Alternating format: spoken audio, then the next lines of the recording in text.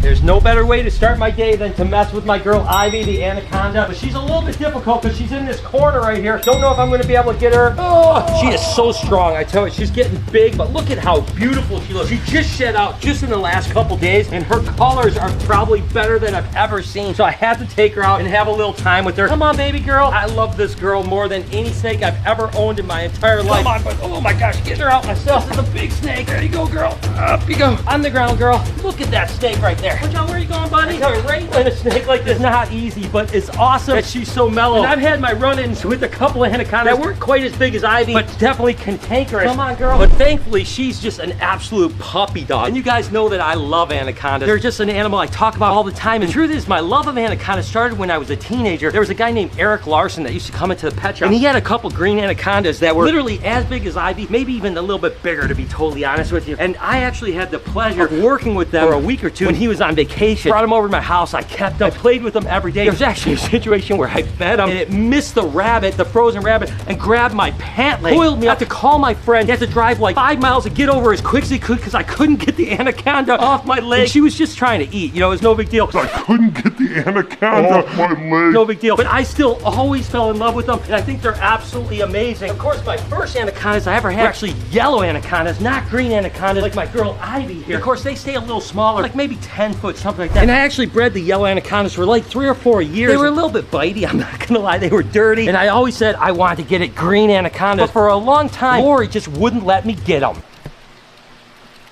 Anacondas. Lori, what if I was to tell you that I was gonna get another anaconda? Now, why do you have a problem with the anacondas? Okay, that's way too many questions. So- First question, no. You No. already have enough. No, but it's a different type of anaconda. No. This one's unique, one of a kind. No. They're a very large snake. It takes up a lot of room. Why did it take you like 15, 20 years before you let me have my first anaconda? Because we didn't have the room for it. Now your room that you have is already full. Well, there's of one more anacondas. anaconda that I'm looking at that's No. really good. Don't do it unless you're going to replace one. That's not fair. I'm done. All right, which one are we replacing? Done. What There are we might be another replacing? anaconda coming though. No. There Better might not be. Might be. Better not be. Might be. Let me tell you something about anacondas that most people don't understand. As cool as they are, and don't get me wrong, I love the snakes, especially the green anacondas. I never thought I'd be working with them, let alone get to clean them every day. But that's the one thing I want to talk about. We clean them every day, from the filter to the water to the glass to the poop and the pee. Anacondas are by far one of the messiest snakes I have ever worked, and that is saying something. And the only snake I've ever owned that goes back in her cage all by herself. She's just like, you know what? I'm done, Dad. I want to go hang out back in my cage. If you don't love anacondas, there's got to be something wrong finally, with you. Guys, after 20-something years, I was able to convince Lori, and we got our first baby green anaconda. All right, guys. Here is my super special package. All right, here we go. Oh, my gosh. I am so excited about this. Okay, deep breaths, Brian. Deep breaths. Oh, my gosh.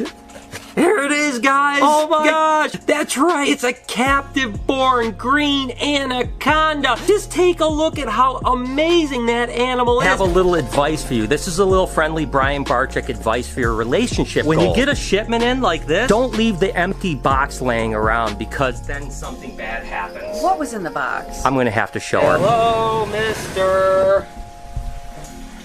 Are you kidding me right now? Oh, it's my dream animal, Lori. I've always wanted one. You've always wanted. That's right. Verde was my first green anaconda, and she's starting to finally get big. The thing about anacondas is the first couple years, they hardly grow because they're a little bit finicky. She took like 6 months before she ate anything. And then if you guys remember, she was only eating live chicks. Then she ate frozen chicks. Then ultimately she switched over to rodents, which is now where she's at, and she's starting to really put on size. But they'll go from this size to like Ariana's size pretty quickly, and then Ariana's to Ivy's size pretty quickly. So she's at that stage where she's gonna absolutely explode in size. And she's still my baby. As much as I love Ivy, and she is definitely my favorite snake, this is definitely a second almost favorite snake, right? Because this was my first one, and she is absolutely a puppy dog. When she gets to Ivy's size, she's gonna be incredible. But I was a little bit impatient, and one day I actually got a call from someone that had a relatively decent sized anaconda for sale. So we geared up and we headed down to Atlanta. And I am hopefully gonna be acquiring an 11-foot anaconda.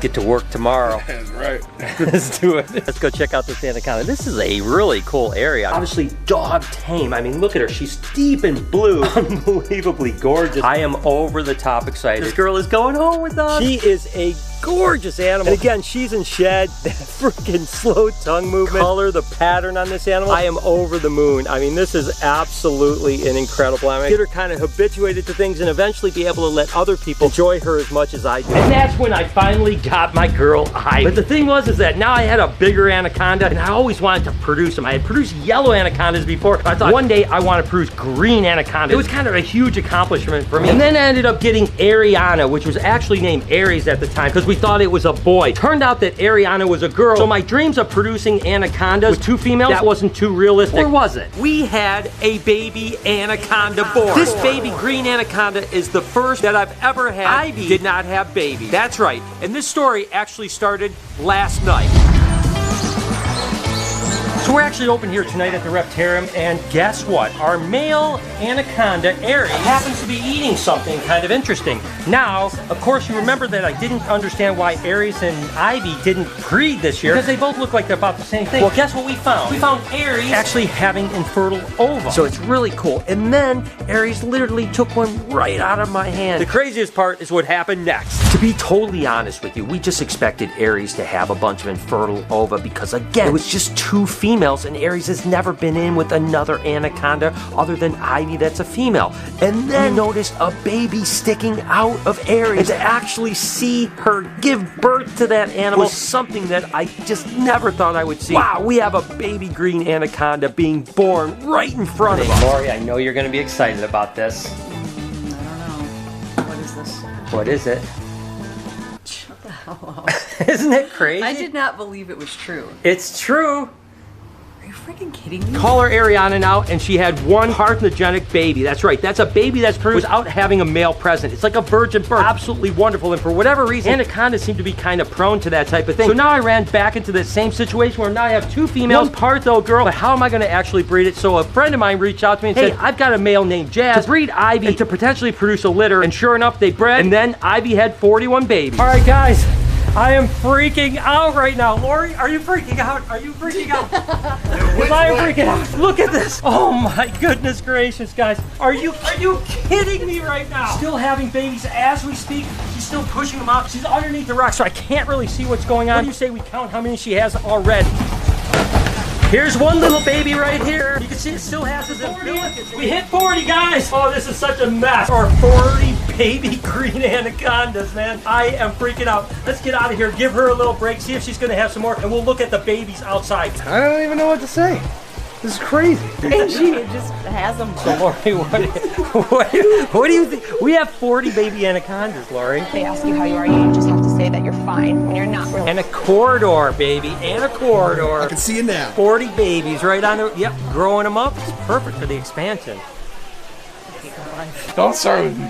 The babies are here. I know. I never in a million years thought 40 was going to be the number. As a matter of fact, I got to go look at them. Let's go play with them. They were born about an hour ago. What? Yeah. 8 million people in the world right here, right We now. will hunt you down. Like, if you post before the video comes out? Yeah. Oh, if you guys have seen pictures anywhere, tag them in the comments. Oh, no. Oh, no. Ow! Beth! Mommy! This is nice. Husband and wife working together, side by side. Dynamic duo. Oh, it got me. My first anaconda bite. So docile. My first anaconda bite. That's okay, babies. It's all right, babies. I know. There's 1 little mean sucker in here. I think it's probably the one that bit you. Lori can take care of them for the next, year or 2 until they get big enough to where we can move into the Ana corridor. And that's right, these are the babies that Ivy had. Doing well. Some still are kind of finicky, but most of them are doing pretty well. And I love them to death. They're definitely taming out. Remember when they were born, they were little snappy little monkeys? But ow, ow, ow! They are certainly big. And they would bite you like crazy. You can see they're absolutely getting much better. Every now and then you get a nip. And this happens to be one of the females I'm actually going to hold back from Ivy. She's just really beautiful. I love her patterns, her colors. She's one of the prettier ones that we had, so I had to keep this female for sure. I mean, look at how incredible she is. When I have to get the vacuum out with all the hoses, I gotta clean it, I gotta drain it, I gotta scrub it, put stuff away, and I come back 2 minutes later and there's urates. Like, we cleaned this morning. That just happened. And it's not even a lot, okay? That's just a little dabble. Let me tell you a little quick story. Last week, I make this, I clean it so good, it's spotless. I literally put the one hose away, and I come back, and I watch Ivy take her butt, run it right down the side, and just leave a big old poop. Nasty. Then after she's done, she proceeds to lift her tail back up and just sit there like she did absolutely nothing. Like I didn't just sit there and watch that.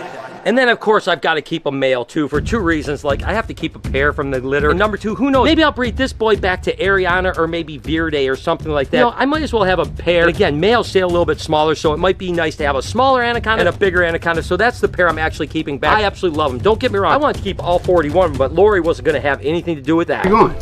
Come on. Stop walking. Do or do not the anacondas mate? Hello? Yeah. That better be his mom. Do I have the keys? How did you get to work? Oh, hello? Maybe. Yeah. No, I don't have the keys. Alright, what the hell do you want, Mike? I was just gonna ask you a simple question. Is the anacondas not the messiest snake that we clean up after all the time? It's like cleaning up after a tornado hit a tomato what? No, a tornado. You mean a tornado? Yeah. After one of those hits a trailer park, you gotta go clean it all up. Yeah, I mean, I suppose so. I don't really clean, so. Just say yes. What was the point of all this? Now here's the dilemma about the hard decision that I have to make. I was actually offered really a dream animal. It's an anaconda. I can't tell you anything about it. I can't show you a picture. I can't even tell you what it is, but I can tell you that I've been dreaming about this anaconda for my whole life and thinking one day hopefully I can do it. It's a one-shot deal, probably will never come up again. The problem is that it's a lot of money, and you guys know I'm putting basically every dollar I have into the expansion across the street. So I just don't know what to do. If I pass up on it, I may regret it the rest of my life. If I get it, I may regret it because that's a lot of money I could use towards the expansion, but I just don't know what to do. I know that you guys can't really give me that much advice because you don't even know what it is. I'm trying to be very vague and ambiguous here. The point is what do I do? Get it and just live with the consequences, somehow try to come up with the money and figure it out? Or do I play it safe and just put all the money into the expansion like I'm planning on doing? And isn't that always the case? An animal always pops up in the worst possible time. And that happens all the time. I'm sure it's happened to you guys where you like maybe want a jungle carpet python, but yeah, the rent is due or something like that. And sure enough, a jungle carpet python pops up and it's amazing. Well, that's the same thing that's kind of happening right now. This is the worst time for me to buy a new animal for a lot of money. There's no doubt about that. At the same time, when opportunity arises, sometimes you just got to take it. So I don't know what to do. It's one of the hardest decisions I'm making. I'm definitely losing sleep not knowing what to do. I guess that's all I have to say about that. And maybe here in the near future, you'll see a new anaconda for me. We'll have to see what happens. Hope you guys enjoyed today's video. If you did, there's a playlist that you can watch all kinds of videos. You can also hit that subscription button. It would mean a lot to me. Also, hit that like button while you're down there. Have a wonderful day, Reptile Army. Remember, my arm smells like Cheerios.